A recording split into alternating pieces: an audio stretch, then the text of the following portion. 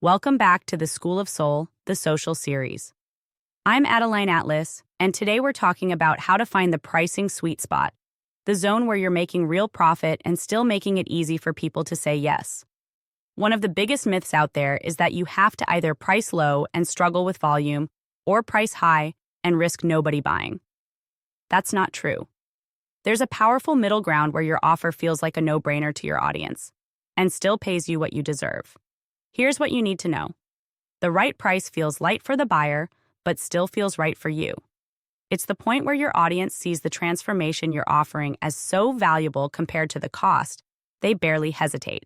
But you're also not secretly resenting your own offer because you underpriced it.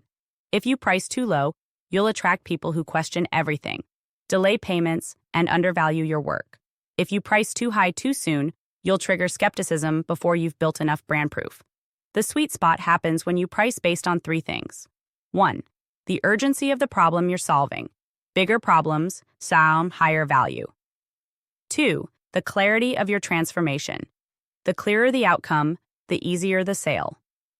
3. Your ability to deliver real results quickly or effectively. Speed and simplicity add perceived value. If you can show that the investment saves them time, energy, mistakes, frustration, or money, your offer becomes emotionally irresistible. Most great first offers land between $47, $97 because it's high enough to feel valuable, but low enough that it doesn't feel risky. As you build testimonials, case studies, and buyer proof, you graduate your pricing up into $197s, $297, and beyond. And the best part? The sweeter your first price is, the easier it is to stack upgrades, bundles, or upsells without resistance later. Final tip.